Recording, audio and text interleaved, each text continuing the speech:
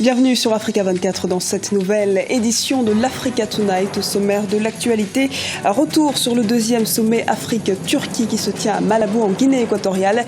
Plusieurs secteurs clés tels que l'agriculture, l'industrie, l'éducation ou encore la paix et la sécurité seront à l'ordre du jour. Une série de mesures devrait par ailleurs être adoptée lors de cet événement. Au Burkina Faso, le président de transition Michel Kafando a nommé ce mercredi le lieutenant-colonel Isaac Zida Premier ministre. Celui-ci conduira une équipe composée de 25 membres et le 22 novembre, un premier conseil des ministres devrait avoir lieu et le Conseil national de transition devrait tenir sa première séance plénière ce même jour. La 5e édition du sommet global de l'entrepreneuriat s'est ouverte ce 19 novembre à Marrakech au Maroc.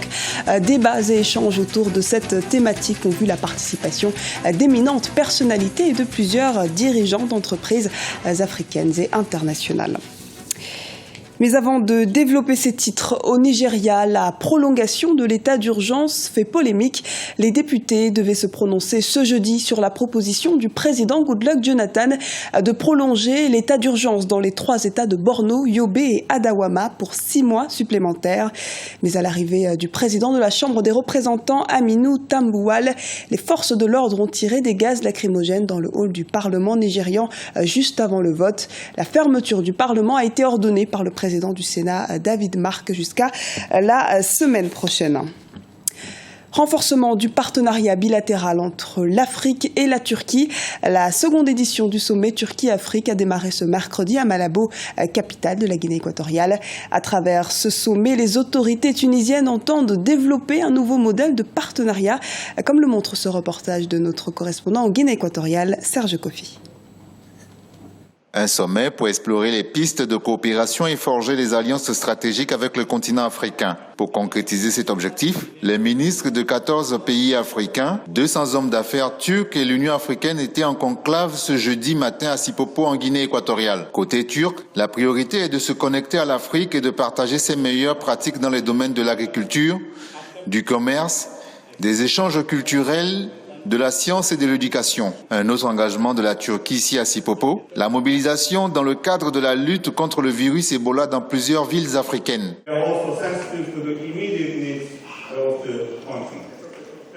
Nous sommes sensibles aux besoins du continent. La Turquie mobilise ses ressources financières pour compléter les efforts dans le cadre de la lutte contre Ebola.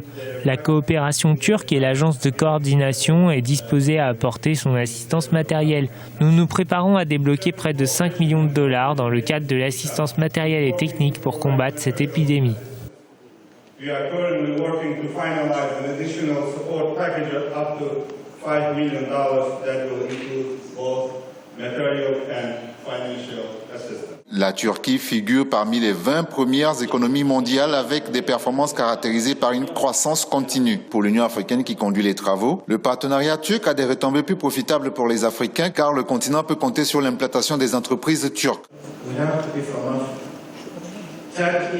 La Turquie dispose des capacités pour coopérer avec nous, en particulier dans le domaine de l'agro-industrie, parce que c'est un domaine dans lequel nous pouvons améliorer les conditions de vie de nos peuples. La Turquie est également très forte dans le domaine des services, notamment les banques, le tourisme, qui ne cesse de se développer en Afrique.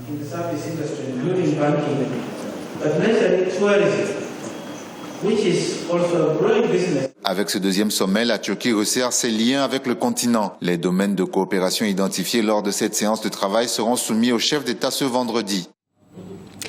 Au Burkina Faso, les militaires ont bien rendu la présidence du pays aux civils en confiant les rênes de la transition à Michel Kafando. Le pays attend désormais de connaître la composition de l'équipe gouvernementale du lieutenant-colonel Isaac Zida, nommé Premier ministre ce mercredi. Reportage de Wendiam Valentin Compaoré, notre correspondant au Burkina Faso. Le Burkina Faso a un nouveau Premier ministre. Le nouveau président Michel Kafando vient de nommer à la tête de son gouvernement de transition le lieutenant-colonel Isaac Zida. Ainsi, celui qui a pris le pouvoir après la chute du président Blaise Compaoré le 31 octobre dernier dirigera ce gouvernement de 25 membres. Cette transition qui durera une année se penchera sur des grands chantiers, notamment la sécurité et d'autres questions liées au développement. Nous allons œuvrer en toute humilité et dans un engagement sacerdotal et patriotique à redonner confiance à notre peuple par notre ardeur au travail, le don de soi sans calcul égoïste pour renforcer la paix sociale, la sécurité nationale et la cohésion intergénérationnelle. La communauté internationale avait appelé l'armée à retourner dans les casernes. Si son maintien au sein du pouvoir d'État inquiète certaines personnes, d'autres par contre estiment sa présence nécessaire pour une transition apaisée. Moi je pense sincèrement qu'il est indispensable dans le cadre de la conception d'un Burkina nouveau de définir des rôles qui puissent convenir à chaque acteur selon sa spécificité. On prend l'armée aujourd'hui comme cette armée qui a toujours été violatrice des droits humains des civils et qui s'est toujours accaparée du pouvoir politique au profit de ses membres.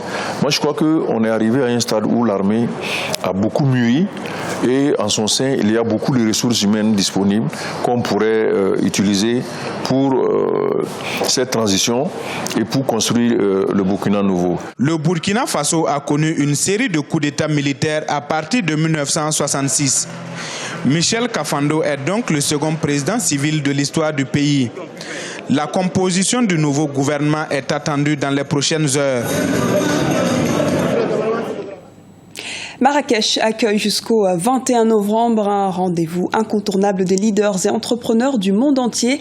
Cette année, plus de 3000 personnes en provenance de plus de 50 pays sont attendues au sommet global de l'entrepreneuriat.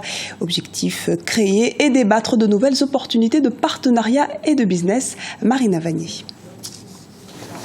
5e sommet global de l'entrepreneuriat au Maroc. Les travaux de cet événement mondial ont débuté ce mercredi 19 novembre et se poursuivent jusqu'à ce vendredi dans la ville ocre de Marrakech. Objectif de cette rencontre, promouvoir l'innovation technologique et numérique dans les entreprises. Près de 3000 entrepreneurs sont venus participer à ce rendez-vous, mais aussi d'illustres personnalités venues des 4 coins du monde de l'entreprise et de la politique. Et dans un contexte de croissance économique insolente, comparé à l'actuelle situation mondiale, l'Afrique est le continent où il faut être. Les progrès technologiques et les innovations dans la croissance et la transformation des économies africaines ne seront pas synonymes de chômage. Au contraire, ils introduiront des synergies en faveur d'une création massive d'emplois productifs. De plus, ils ne se feront pas au détriment de l'environnement. Enfin, ils tiendront compte des leçons du passé dans les pays industrialisés ou émergents pour accélérer les changements et transformer les transformations de l'Afrique. Et comme cette employabilité s'accompagne d'une baisse soutenue des coûts des facteurs en Afrique, les parts de marché africaines devrait s'accroître et avec l'emploi. Cette édition qui se tient pour la première fois en Afrique devra aborder plusieurs questions, notamment l'éthique, le climat des affaires, l'export, la responsabilité sociale. Les entreprises africaines devront s'approprier les conclusions pour accroître leur compétitivité. En effet, les technologies de l'information et de la communication relève à mon sens pour notre continent d'une importance toute particulière en ce qu'elles redéfinissent déjà aujourd'hui et plus encore pour l'avenir de nouveaux pans de notre économie. De nombreux métiers traditionnels, à l'instar de la banque ou de la logistique par exemple, ont subi de profondes mutations et transformations dans leur rapport à l'information. Cela nous enseigne dès lors que nos sociétés doivent résolument pouvoir anticiper, s'adapter, changer, faire preuve de pragmatisme et d'innovation où elles pourraient connaître le déclin. L'entrepreneuriat est le pourvoyeur par excellence d'emplois dans le monde et particulièrement en Afrique où les PME constituent 80 à 90% des entreprises du continent. L'Éthiopie ne veut plus se contenter d'être la seconde puissance agricole du continent. Le pays, aux 8% de croissance, veut transformer son économie et devenir incontournable dans le secteur industriel. Pour cela, le gouvernement mise sur les entreprises étrangères. Kessi Webi Martel, commenté par Fanny Monichi. L'industrie et les produits manufacturés ne comptent que pour 14% des richesses de l'Éthiopie. L'agriculture, en revanche, représente 45% du produit intérieur brut et 80% des exportations.